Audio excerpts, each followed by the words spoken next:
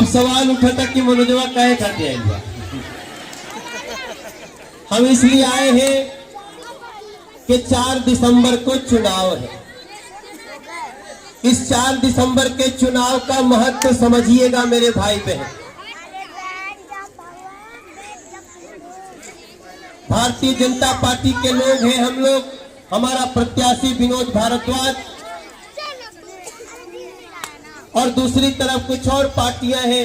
कांग्रेसों लड़ रही है, आम आदमी पार्टी के लोग भी लड़ रहे होंगे, हो सकता है कुछ निर्दलीय लोग भी होंगे, बसपा वगैरह के भी लोग लड़ जाते हैं। हमें नहीं पता यहाँ कौन कौन लड़ रहा है, लेकिन हम आपको 2-3 बात बताना चाहते हैं।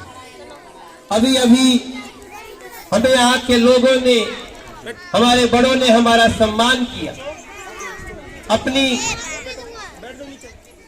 अपनी तरफ से सम्मान करते हुए हमारे ऊपर लग रहा था कि इनका विश्वास आ रहा है। लेकिन हम आपको 2-3 बात पूछना चाहते हैं जिसका चुनाव से मतलब है। अक्सर क्या होता है, चुनाव में लोग सोच नहीं पाते हैं कि वोट देने से क्या होगा क्या नहीं होगा।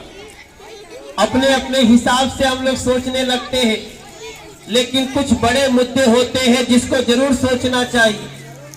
आप यहाँ जितने लोग हैं, आप हमको बताइए, दिल्ली में बुजुर्गों का पेंशन मिलना चाहिए कि नहीं मिलना चाहिए?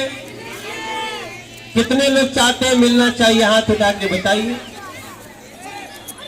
हमें लगता है कोई ऐसा नहीं है जो कहेगा कि बुजुर्गों का पेंशन मत दो, लेकिन आम आदमी पार्टी की सरकार ने बुजुर्गों का पेंशन खत्म कर दिया। क्या इसके लिए उनसे सवाल नहीं पूछा जाना चाहिए भैया? अब दूसरा मेरा सवाल है, क्या मंदिर के सामने शराब की दुकान होनी चाहिए? नहीं। स्कूल के सामने शराब की दुकान होनी चाहिए? नहीं।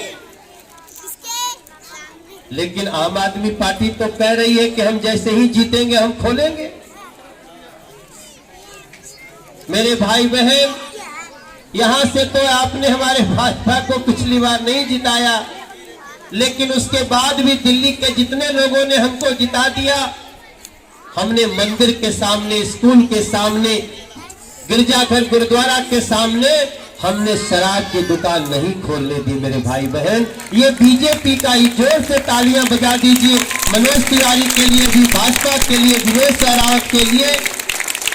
लेकिन वो लोग अभी भी कह रहे हैं हम जीतेंगे तो गली, मंदिर, मस्जिद, गिरजाघर, गुरुद्वारा, इसके सामने शराब की दुकान खोलेंगे। जो आपको बिगाड़ना होगा बिगाड़ देना। तो बिगाड़ना है कि नहीं बिगाड़ना है तो 4 दिसंबर को सोचना पड़ेगा। बुजुर्गों का पेंशन आना चाहिए कि नहीं करना पड़ेगा। और कैसा कैसा पाप कर रहे हैं आप लोगों को मालूम है। और हम हैं बीजेपी के लोग, हमने क्या किया, 2-3 बात ऐसा सुन लीजिए। ये जितने यहाँ पे घर बने हुए हैं, इन घरों को जानते हैं क्या कहा जाता था? Unauthorised colony. इन घरों के ऊपर जो आप, किसी ने अपना जमीन लिया होगा, किसी ने बना करके एक फ्लैट बेचा होगा, लेकिन कागज में क्या था कि कभी भी इसको गिराया जा सकता था। इसको अनऑथराइज्ड कॉलोनी कहते थे, नक्शे से नहीं बना था।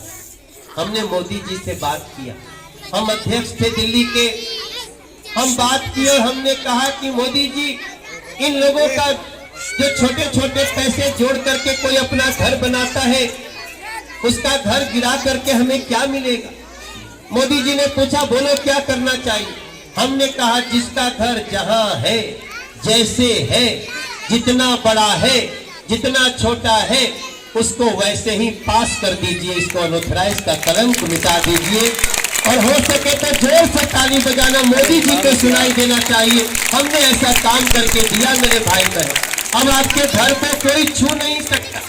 अब हमने ये भी कर दिया, आप अपने घर का रजिस्ट्रेशन करा लीजिए और आपके किसी घर पे 25-30 लाख का लोन मिल सकता है बच्चे को बिजनेस करने के लिए। अनऑथराइज्ड घर कॉलोनी के घरों को लोन नहीं मिलता था भैया। हम गलत बोले तो बोलो। अब आपको रजिस्ट्रेशन कराना है, उसमें भी कुछ लोग समस्या कर रहे थे, हम उसको समस्याओं को दूर कर रहे हैं।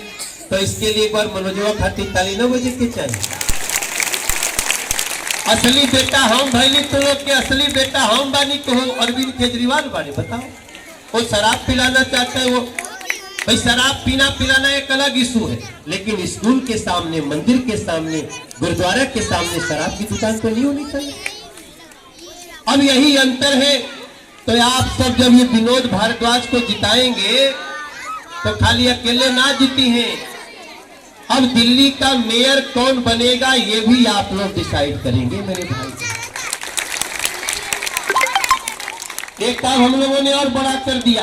पहले पार्षद जो बनते थे सब रोते रहते थे, सांसद जी थोड़ा पैसा दे दो।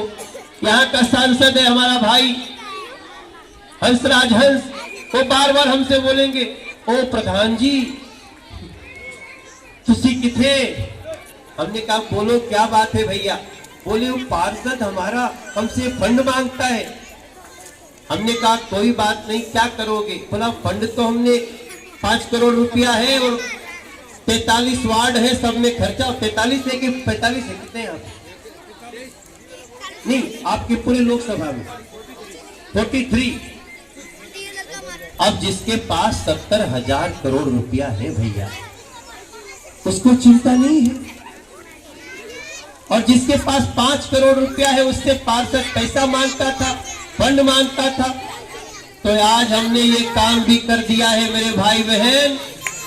पहले दिल्ली की एमसीडी को 3 टुकड़े में बांट दिया गया था, 3 मेयर होते थे, किसी को राइट नहीं होता था।